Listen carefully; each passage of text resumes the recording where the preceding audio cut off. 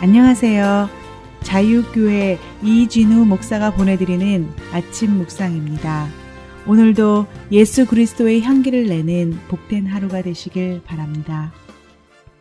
3월 9일 수요일 아침 묵상입니다. 오늘은 아굴라라는 유대인을 만나니라는 제목으로 사도행전 18장 1절로 3절의 말씀 묵상합니다. 그 후에 바울이 아덴을 떠나 고린도에 이르러 아굴라라 하는 본도에서 난 유대인 한 사람을 만나니 클라우디오가 모든 유대인을 명하여 로마에서 떠나라 한 고로 그가 그 안에 브리스길라와 함께 이달리아로부터 새로 온지라. 바울이 그들에게 가매 생업이 같음으로 함께 살며 일을 하니 그 생업은 천막을 만드는 것이더라.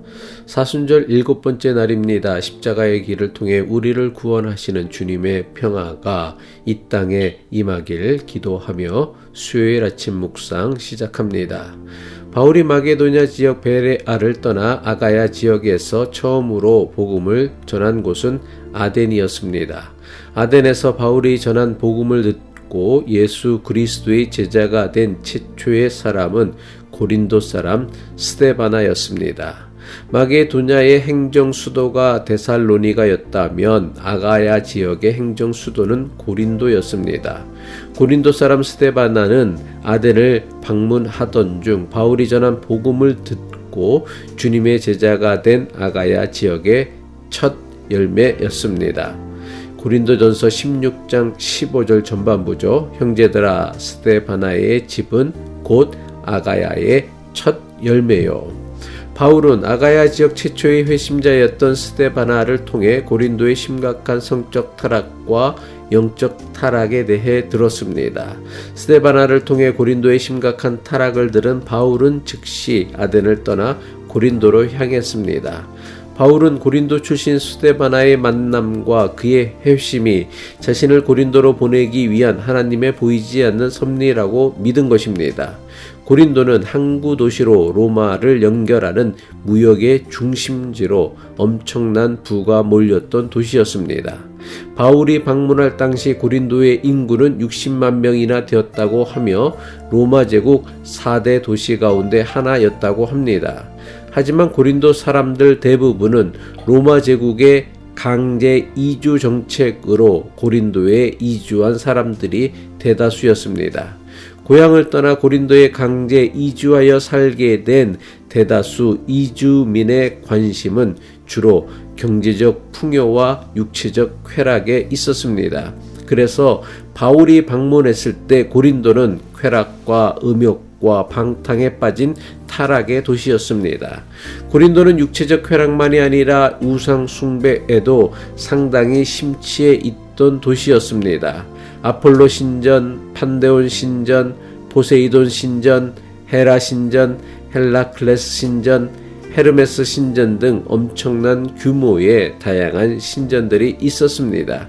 그 중에서도 가장 대표적인 신전은 아프로디테 신전이었습니다. 아프로디테는 그리스 신화에서 미의 여신이라 불리는 신이었습니다.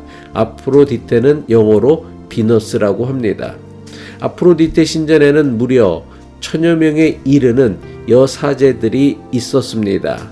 아프로디테 신전의 여사제들은 모두 신의 이름으로 성을 파는 종교적인 매춘부였습니다. 신전 안에서 공공연히 매음이 행행했을 정도이니 신전 밖에서 벌어진 매매추는 더욱더 심각했습니다. 당시 고린도 사람들의 성적 타락이 얼마나 심각했으면 고린도 사람처럼 행동하자고 말하는 것은 음행하자는 의미로 사용되었다고 합니다.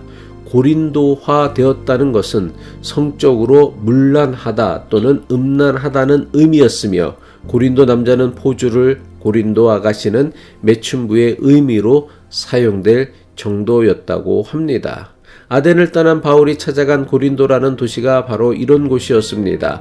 아가야 지역 행정 수도이자 거대한 타락의 도시 고린도에 복음을 전하기 위해 홀로 고린도를 찾은 바울을 돕기 위해 하나님께서는 아굴라 부부를 예비해 두셨습니다.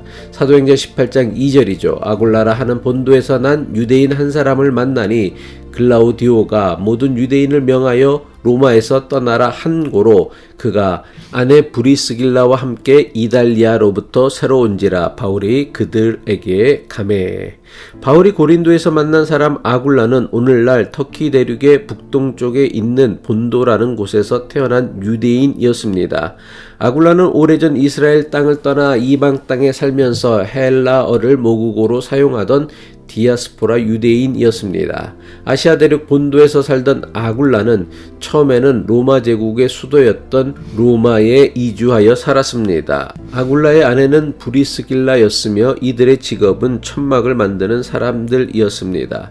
태어나고 자란 아시아 대륙의 본도를 떠나 유럽 대륙 로마에 정착해서 천막을 만들던 아굴라 부부는 로마 제국의 유대인 추방용으로 강제적으로 로마를 떠나야 했습니다. 로마를 떠난 이들이 다음으로 정착한 곳이 바로 아가야 지역의 행정수도 고린도였습니다. 고린도를 찾아간 바울이 고린도에서 가장 먼저 만난 사람이 바로 이 아굴라 부부였던 것입니다. 바울 역시 아굴라 부부처럼 천막을 만드는 기술자였습니다. 사도행전 18장 3절이죠. 생업이 같음으로 함께 살며 일을 하니 그 생업은 천막을 만드는 것이더라. 여기서 생업이란 먹고 살기 위한 직업을 의미합니다. 바울의 생업은 천막을 만드는 사람이었습니다. 바울이 천막을 만드는 기술을 익힌 것은 그가 태어난 다소에서부터였습니다. 바울이 태어나고 자란 다소는 천막 제조에 사용되는 직물 생산지로 유명한 곳이었습니다.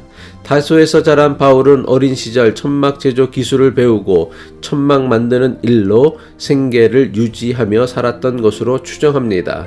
고린도를 찾아간 바울은 천막을 만드는 유대인 아굴라의 소문을 듣고 그의 집을 찾아가 함께 천막 만드는 일을 도우며 그의 집에 거하였던 것입니다. 바울이 아굴라의 집에서 함께 천막을 만들었던 이유는 바울이 고린도에서 머문 기간이 무려 1년 6개월이나 되었기 때문입니다. 바울이 고린도에서 머문 1년 6개월은 다른 사람의 신세만 지고 살기에는 너무 긴 시간이었습니다.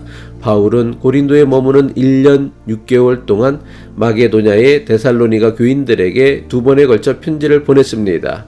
바울이 고린도에서 데살로니가 교회에 보낸 2번의 편지가 바로 신약성경 데살로니가 전서와 후서입니다. 바울이 다른 곳과는 달리 유독 고린도에서 오랫동안 머물러야 했던 것은 아마도 고린도의 영적 타락이 그가 생각했던 것보다 훨씬 더 심각했기 때문일 것입니다. 그리고 바울이 오랜 시간에 걸쳐 고린도 전도에 전념했던 이유는 고린도가 로마 제국의 심장 로마로 향하는 관문과도 같은 곳이었기 때문일 것입니다. 바울이 고린도에서 로마에서 살다가 이주하였던 아굴라 부부를 만나게 된 것은 장차 바울을 로마에 보내시려는 하나님의 보이지 않는 세밀한 섭리라고 해석할 수 있습니다. 기도하겠습니다. 모든 만남에는 하나님의 보이지 않는 섭리가 있음을 믿고 오늘도 내가 만나는 모든 사람을 통해 나를 향하신 하나님의 뜻을 찾고 발견할 수 있는 믿음의 사람이 되게 하옵소서. 예수 그리스도의 이름으로 기도합니다.